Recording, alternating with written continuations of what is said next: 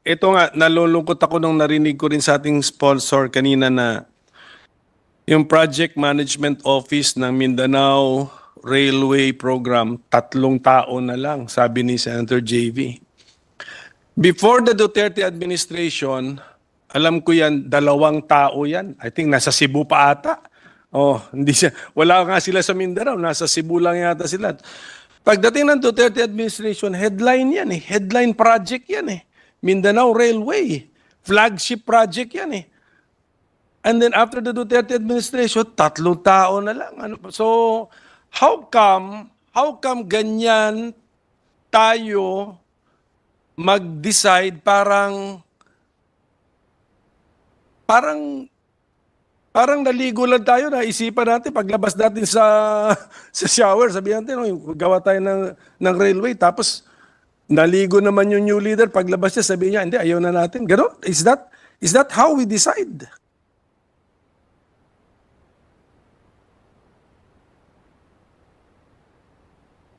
Tama po ba yung facts ko? Teka, si Secretary naman, you have people there with institutional memory.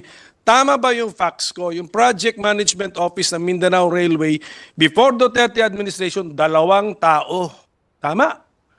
Ngayon, 3 tao, facts yan. In between, during the Duterte administration, lumaki yan. Of course, then naging flagship project yan eh. And then it's that easily abandoned. Your Honor, Mr. President, because as you are correct, no, that during the Duterte administration, it was, tama kayo na-announce na talaga Mindanao Railway Project will be a flagship project, no, of yung, ano nga ba yun, yung flagship project nila ng Duterte administration, yung kanyang infrastructure. Bagong Tudigos naman. That's the first phase, Your Honor, Mr. President. Before the Duterte administration, yung Project Management Office sa 2 tao, ano yun, Iligan to Cagayan de Oro yun. Ang focus nun. Oh. Yes, Your Honor. Unfortunately, when at the onset of the new administration, we withdrew the loan application because hindi po nagkasundo with the Exim Bank ba, no? Si DOF and si China. DOF and China Exim Bank had a disagreement. So we withdrew the loan application. So probably one of the reasons that the DBM did not put funding anymore kasi nga po hindi na po siya ongoing. But ang sa DOTR naman po kasi there's a policy difference sa kanila po kasi they would want to continue funding it because yung mga prerequisites po that were discussed earlier, no, yung pong land acquisition, utilities, relocation has to continue so that because for example the Mindanao Railway project is a NEDA approved project, this will happen later on. But we're hoping that the DOTR is hoping that the Mindanao Railway project will still be funded para po yung mga prerequisites will be taken care of so that when the project commences in the future, at least po hindi na maulit yung mga same mistakes that we are encountering now with the NSCR and the Metro Manila Subway project. Okay, so the Mindanao Railway project is still part of the rail transport program. And yes, Your Honor. And then when you planned your budget, what is the amount that you gave to the project? So Mindanao Railway project under a program siya. So magkano po? Your Honor, Mr. President, the DOTR is requesting 5.4 billion, Your Honor.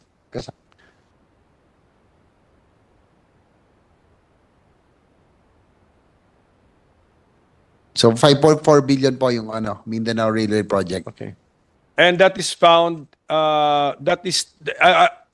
if we now examine the committee report, that's in the programmed. Zero po siya lahat. It's not in the NEP, it's not in the GAB. So it's zero, Your Honor, Mr. President. So But they okay, requested. nasa budget request nyo. Okay, wala sa NEP. Okay. Apo. So kaya nga, kunyari, okay. So that we will understand. Therefore, what does that mean, Secretary? That if an administration gives it a zero budget, is the project abandoned? Not necessarily. It's on hold, Your Honor, Mr. President. On hold. Okay. Because it's the Okay. NEDA approved project, so But definitely, we have incurred expenses pursuant to that project. So pwede nating yung mga ganyan, yung mga projects on hold, siguro si Senator Joel Villanueva will have to also track the expenses for projects on hold. Idagdag yun sa commitment fees. Oh, sige, can we have an example? Example na lang natin. Yung Mindanao Railway Project, how much have we spent for it so far? Sige, kahit yung Tagum to Digos lang, yung portion na yon. Example lang para malaman ng ating mga kababayan. while they are looking for the total figures, Your Honor, yung pong Mindanao Railway System Project, yung pong Phase 1, yung pong Tagum to Digos, they have already spent some funds already for the right-of-way acquisition, Yes, acquisition of land. Yes. They have downloaded some funds to the LGUs, no? For the land acquisition, right? Also yung relocation, among others, no? So ang problema ho ngayon because of sa 2024, Yes, hindi na ho nilagyan, tatlo na lang po yung pong personnel in Mindanao Railway, yung monitoring will be a challenge. Your Honor. That's why, in-example lang po natin now how wasteful we are with our money. But this is yung hindi naman ito inumpisahan sa time ni Secretary, but pinapakita lang po natin yung sistema natin sa gobyerno kasi pera naman ng taong bayan yan eh. Oh, so, ilan po yun? Magkano po yun? Sample lang, example. Applyan natin.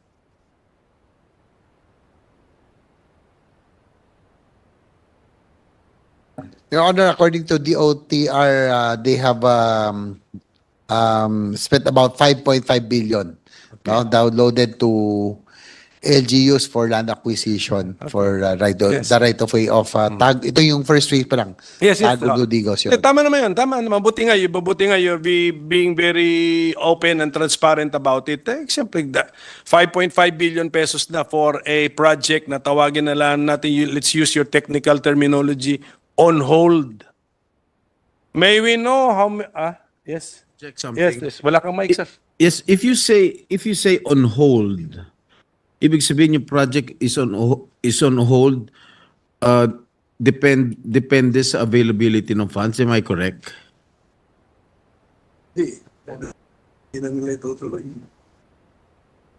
project will be put on hold until the availability of funds. Am I correct?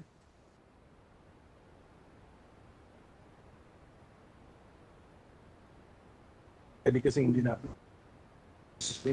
is correct, Mr. President, that according to DOTR, additional preparatory works, no, prior to the loan agreement, if ever it pushes through, are not being done because of the lack of funding. In this case, for 2025, Your Honor, Mr. President, yung kanila pong 5.4 billion, yung sa NEP po is zero.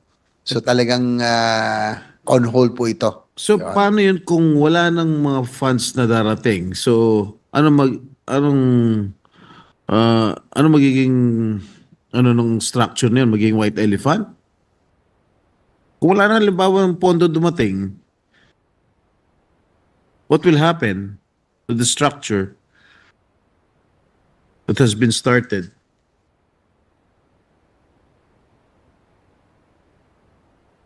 Your Honor, Mr. President, that is why one of the reasons that the DOTR is appealing for funds so that the project management office, for example, of the Mindanao Railway System, would continue. Kasi po sa ngayon, if I may give it the figures, yung pong 2021 right of way ang na-release po for Mindanao Railway is 325.7 million. For anong 2020, 545.6 million that will be used to acquire land that will be used for the right of way of the Mindanao Railway. Ito po yung Tagum to Digos. So may I know what projects are still on hold, if I may? How many projects are still on hold?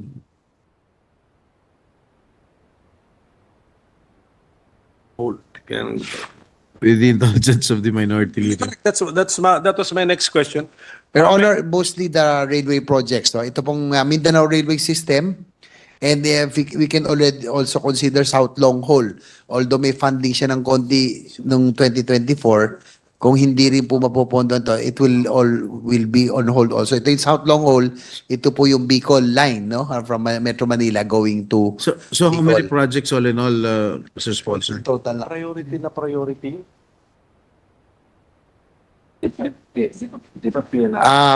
Apat po, Your Honor, Mr. President.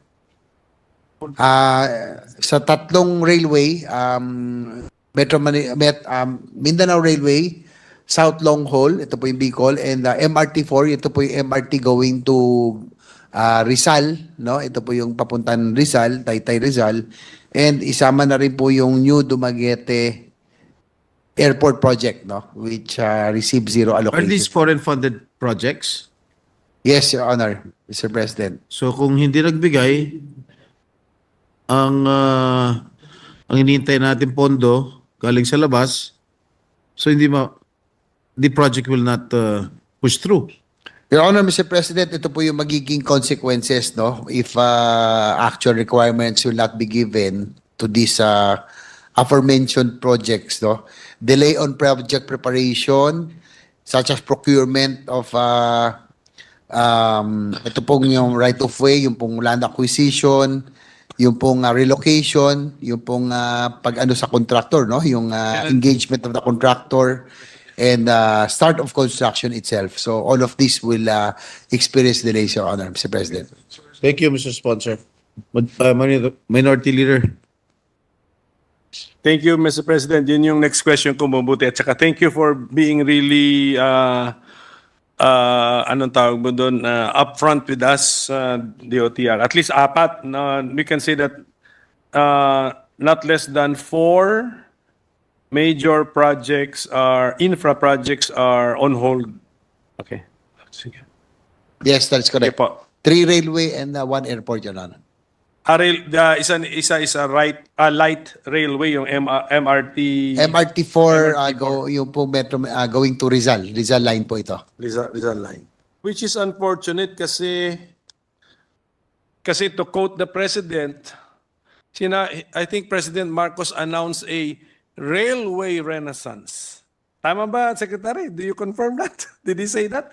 Minapa-double check ko that. Did he say it? Yes, Your Honor, that's correct. There will be a railway renaissance. That's Sabi ba correct. ng boss nyo, sir? Principal ninyo. Oh. And then 3 railway projects are on hold. So how do we reconcile words with reality?